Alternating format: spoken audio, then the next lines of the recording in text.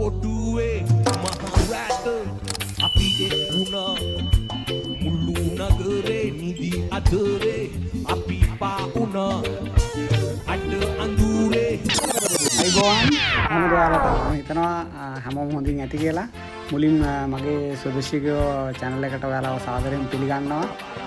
තවත් සුන්දර ගමනක් එක්ක යන්නයි අපි සූදානම් වෙන්නේ. එහෙනම් යමු වීඩියෝ එකට විස්තර කතා කරන්න. අපි අදත් එකතු වෙලා තියෙන්නේ සුපිරිම සුපිරි සුන්දර වගේම අති බිහිසුණු චාරිකාවක්. සාමාන්‍යයෙන් හැමදාම වගේ අවුරුද්ද හැම කාලෙකම යන්න පුළුවන් ගමනක් නෙමෙයි, විශේෂ කාල සීමාවක් තියෙනවා. ඒ කාල සීමාව තිබ්බත් යම් යම් දවස්වල යන්නේ දුර්දායක වෙන්න පුළුවන්. ඉතින් හොඳ සෙවිල්ලෙන් ඉඳලා මේ හොඳ සූදානමකින් යා යුතු ගමනක්.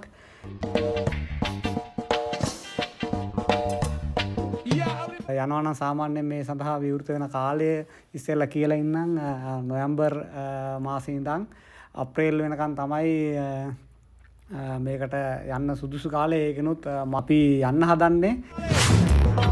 Here we go. We loud your Rastafari. No one for me and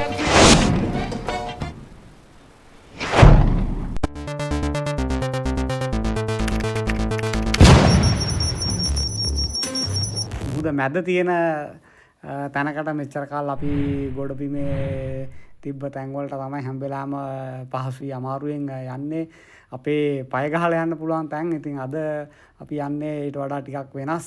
Yala ජාතික වනෝද්‍යානයේ ඉඳනුත් කිලෝමීටර් 13ක් වගේ ඇතුලේ තියෙන මුහුදු සැතක්ම වලින් ගත්තොත් මුහුදු සැතක්ම 9ක් දුරින් තියෙන කිලෝමීටර් 25ක විතර වර්ග පසරයක විහිදලා තියෙන මහා රාවණා ගල්පරය මත පිහිටලා තියෙන මහා රාවණා ප්‍රදීපාගාරයට තමයි අපි මේ අද යන්න සූදානම් වෙන්නේ. වෙනස්ම අත්දැකීමක්. 1870 තමයි මේකේ වැඩ කටයුතු ආරම්භ කරලා තියෙන්නේ. ඉතින් 1870 ආරම්භ කරලා බ්‍රිතාන්‍යයෙන් විසින් 1873 වැඩ කටයුතු අවසන් කරලා තියෙනවා.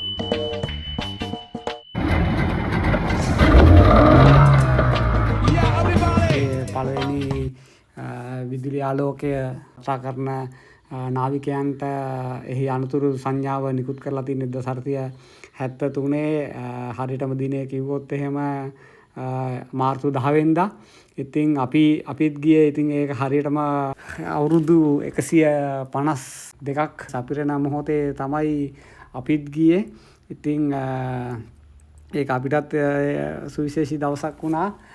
මේකේ හදන්න හේතු වුණේ බටහිර ලෝකෙත් නැගෙනහිර ලෝකෙත් යා කරන සම්දිස්ථානයක තමයි අපේ රට පිහිටලා තියෙන්නේ. ඉතින් මේ අපේ රටට පහලින් දකුණු මුහුදු තීරයේ යාත්‍රා කරන නාවික යාත්‍රා මේ තියෙන ගල්පරය ඒ කාලේ දකින්නේ නැහැ. මේ දැන් වගේ සිස්ටම් නැහැ. රේඩාර් සිස්ටම්, අන්ඩර්වෝටර් දැක ගැනීමේ ස්කෑනර් තිබ්බ නැති කාලේ තමයි මේ ප්‍රශ්නේ ගොඩක්ම බලපාලා තියෙන්නේ නාවික යාත්‍රාවලට. රුවල් නැව් විශේෂයෙන් දකුණු හුළඟත් එක්ක අපේ රට පැත්තට ඇදිලා යනවා. ඉතින් මේ ගල් පරවල වැදිලා මහා විනාශයන් වෙලා තියෙනවා ඒ කාලේ තිබ්බ නැව් වලට. ඉතින් මුහුදු මාර්ග ඔස්සේ ගමන් කරන යාත්‍රා මේ ප්‍රශ්නයට මුහුණ දීමත් සමග තමයි මේ බ්‍රිතාන්‍යයන් විසින් කඩිනමින් මෙවැනි නිර්මාණයක් අනිවාර්යෙන් අවශ්‍යතාවය අඳුනගෙන සිද්ධ කරන්න ඕනේ කියලා තීරණය කරලා තියෙනවා. Yeah, everybody. Here we go. We loud your Rastafari. 'Cause we know what some million feel.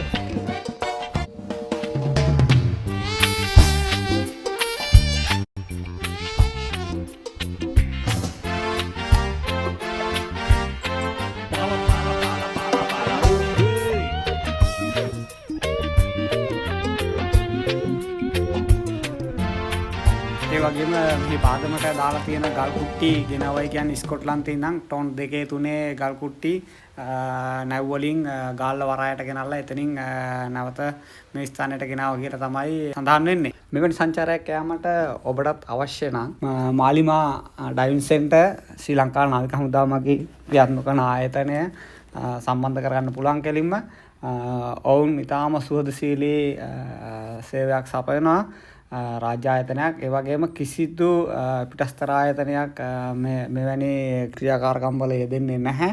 ඉතින් ඔවුන් ඉතාම ආරක්ෂිත විදිහට සියලු කටයුතු කරගෙන යනවා. ඔබට අවශ්‍ය තොරතුරු මාලිමා ඩයිවිං සෙන්ටර් කියලා සර්ච් කරලා එහෙම හොයාගන්න පුළුවන්. එහෙම නැත්නම් තොරතුරු කාට හරි හොයාගන්න අපහසුතාවයක් තියෙනවා නම් මේකට කමෙන්ට් එකක් දාන්න. මම අනිවාර්යෙන් අවශ්‍ය තොරතුරු ටික ලබා දෙන්නම්. එක බෝට්ටුවක් සඳහා රුපියල් 25000ක මුදලක් තමයි වර්තමාන අය කිරීම වෙන්නේ. 5 දෙනයි බෝට්ටුවකට දාගන්න පුළුවන්. ඔබ ගමනක් සංවිධානය කරනකොට ඒ ගැනත් සිතන්න. ඔබගේ පිරිස කොතරම් ඔබ රැගෙන යා යුතුද යන්න සමහරලාට තීරණය වෙන්නේ ඒ අනුව. ඉතින් මේක දෙස් විදෙස් දෙගොල්ලන්ටම විවෘත සංචාරයක්. විදේශ සංචාරකයෝ තමයි වැඩිපුර එන්නේ. මොකද ඔවුන් අපිට වඩා ඉදිරියෙන් ඉන්නේ මේ දැනුවත් වීම ගැන.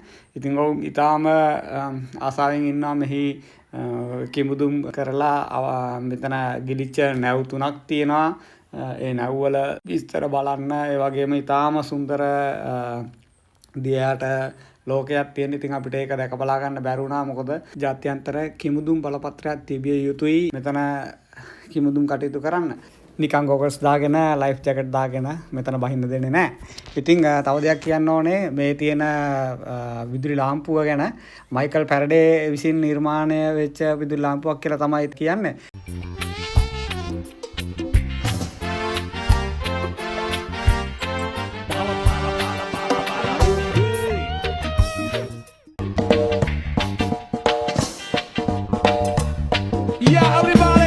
ඉරින්ද දීවර වරායට ආවා.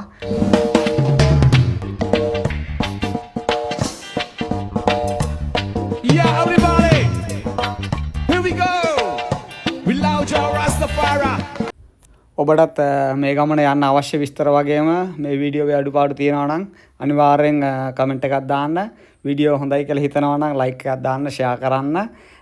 channel එකත් subscribe කරන්න කියලා ඉල්ලනවා. එහෙනම් ගිහින් එන්නම්. අලුත් වීඩියෝ එකකින් හම්බ වෙනකන් ජයන් චාම් වේවා. බොහොම ස්තුතියි.